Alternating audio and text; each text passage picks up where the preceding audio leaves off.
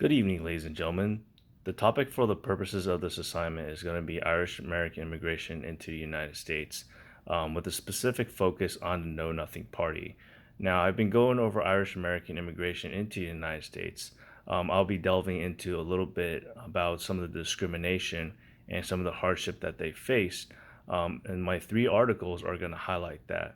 So, the first article that I have is Bruce Levine's Conservatism, Nativism, and Slavery.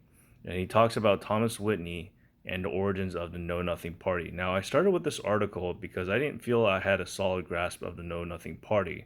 The extent of my knowledge on the Know Nothing Party was that it arose when people asked them what party you belong to or asked them about a situation, they would say, I know nothing.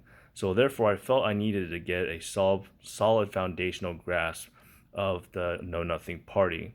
Now, Bruce Levine's paper has a lot of information about the Know Nothing Party, especially from their origins, with Thomas Whitney as one of their main characters. Now, the sources that he uses are newspapers from that time frame and also editorials and other pamphlets that Mr. Thomas Whitney himself gotten published.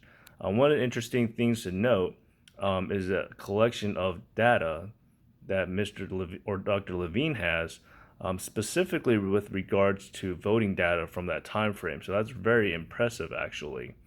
I did not expect that to be readily available, but it was available for him. So one of the things that he points out from the historian's perspective is that there's an intense focus on slavery at this time.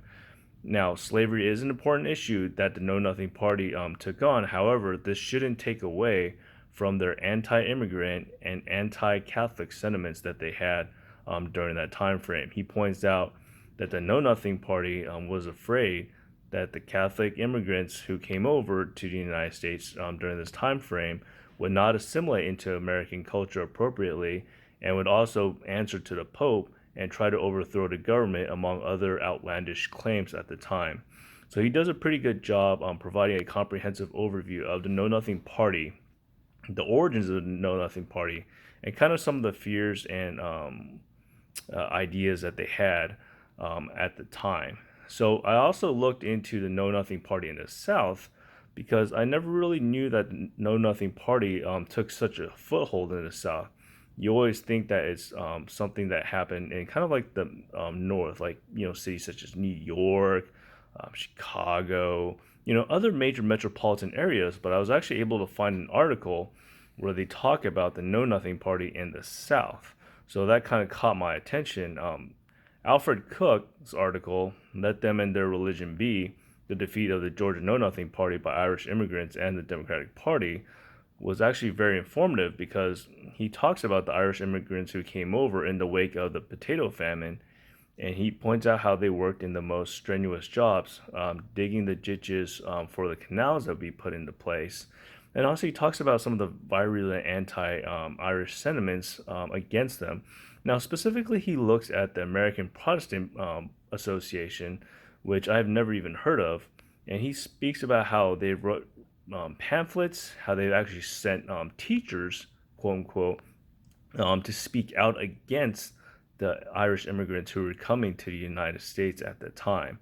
So he uses a lot of the newspapers from that time frame, specifically the ones written by the actual parties themselves, such as the Democratic Party and the Know Nothing Party. So a lot of primary source, very rich material actually, that he uses and he delves into.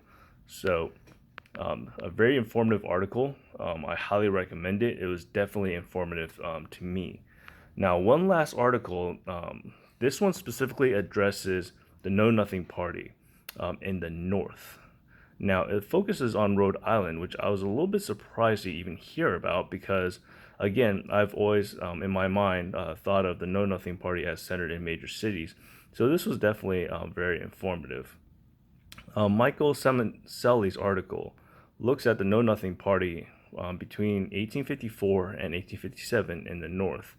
And one of the things that his article is different from the other ones, aside from the fact that he focuses on the North, is because he looks at the Know Nothing Party And he points out some of the other issues that they took on at the time. For example, temperance and quote unquote political corruption in addition to slavery, but more so out of job competition, not so much out of altruistic motives.